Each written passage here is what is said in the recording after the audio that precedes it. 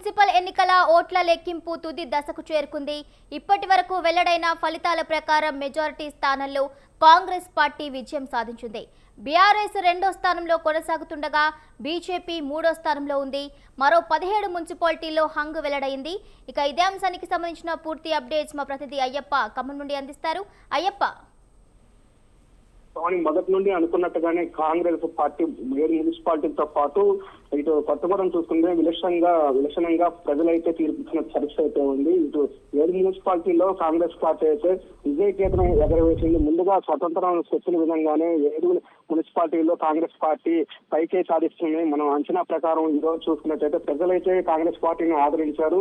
ఆ జిల్లాలో ఏదులాపురం మున్సిపాలిటీలో 32 వార్డులు ఉండగా ఒకటి ఆల్రెడీ ఏకగ్రీవమైంది. ఇందులో కాంగ్రెస్ పార్టీ 13 స్థానాలతో ఇటు బీఆర్ఎస్ కి అసలు స్థానాలే లేవని చెప్పాలి. ఎందుకంటే మేయర్ పీఠం ఇటు కొత్తగూడెం మేయర్ పీఠం కూడా సిపిఐ పార్టీకి దక్కిందని చెప్పాలి. కొత్తగూడెం చూసుకున్నట్టయితే సిపిఐ పార్టీకి సంబంధించి 22 స్థానాలు కాంగ్రెస్ కి 22 స్థానాలు, బీఆర్ఎస్ కి 8 స్థానాలతో పాటు సిపిఎం కి 1 స్థానం, బీజేపీకి 1 స్థానం, ఇండిపెండెంట్ కి 5 స్థానాలు దక్కినాయి. అయితే ఇక్కడ మరో విషయం ఏంటంటే సిపిఐకి మేయర్ పీఠం దక్కినప్పటికీ క్యాంపు రాజకీయాలు జరిగే అవకాశం అయితే పూర్తిగా కనపడుతుంది. ఎందుకంటే కాంగ్రెస్ పార్టీ సిపిఐ విడివిడిగా పోటీ చేశారు. పొత్తుకు కుదరకపోవడంతో అక్కడ సీట్లు సర్దుబాటు కాకపోవడంతో ఇటు కాంగ్రెస్ పార్టీకి 22 స్థానాలు, ఇటు సిపిఐకి 22 స్థానాలు వచ్చినాయి. ఇండిపెండెంట్ లో ఎవరికైతే కైవసం చేసుకున్నాం క్యాంపు రాజకీయాలు అయితే అక్కడ జరుగుతున్న పరిస్థితి అండి.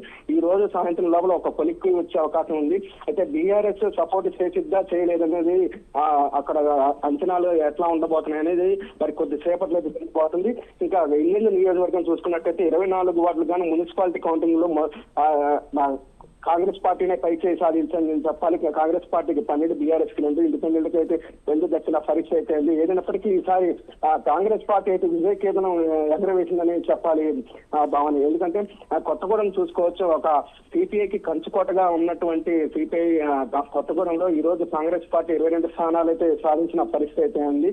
ఇటు సత్తుపల్లి నియోజకవర్గంలో 23 వార్డులకు గాను 23 వార్డులకు 17 కాంగ్రెస్, ఇటు బీఆర్ఎస్ 7, సిపిఎం కి ఏ స్థానం రాలేదు. ప్రస్తుతం అయితే అక్కడ అంచనా ప్రకారం మనం చెప్పిన విధంగా బీఆర్ఎస్ కి 6 స్థానాలు అయితే కైవసం చేసుకుని, ఇంకా వైరా విషయానికి వస్తే 20 స్థానాలకు గాను కాంగ్రెస్ పార్టీ 12 స్థానాలతో పాటు ఇటు బీఆర్ఎస్ 5 స్థానాలు, ఇది సిపిఎం కి 1 స్థానం, సిపిఎం కి 1 స్థానం అయితే అక్కడ ప్రజలైతే తీర్పిచ్చారు. ఇంకా కల్లూరు నియోజకవర్గానికి మున్సిపాలిటీకి వస్తే కొత్తగా ఏర్పడిన మున్సిపాలిటీ 20 స్థానాలకు గాను 12 కాంగ్రెస్, బీఆర్ఎస్ కి 7 స్థానాలు అయితే కైవసం చేసుకున్నాయి. ఇక్కడ బీఆర్ఎస్ కొంత పైచేయి సాధించిందని చెప్పాలి. 7 స్థానాలు అయితే కైవసం చేసుకుంది. ఇంకా బట్టి ఉప ముఖ్యమంత్రి బట్టి ఇలాకాలో మజిద 22 స్థానాల్లో బరిలో దిగగా కాంగ్రెస్ పార్టీ 18 స్థానాలు కైవసం చేసుకోగా బీఆర్ఎస్ పార్టీ 1 స్థానానికే పరిమితమైంది.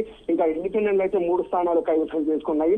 ఇంకా ఏదులాపురం 32 స్థానాల్లో పోటీ చేయగా కాంగ్రెస్ పార్టీ 24 స్థానాలు, ఇటు బీఆర్ఎస్ కి 2 స్థానాల్లో పరిమితమైందని చెప్పాలి. సిపిఐకి మాత్రం 3 స్థానాల ద్వారా సిపిఎం కి 2 స్థానాలు అయితే కైవసం చేసింది. మొత్తం మీద 7 మున్సిపాలిటీలో కాంగ్రెస్ పార్టీ విజయకేతనం ఎగరవేసిందని చెప్పాలి అని భావన. Okay, thank you Ayyappa, thank you for the updates.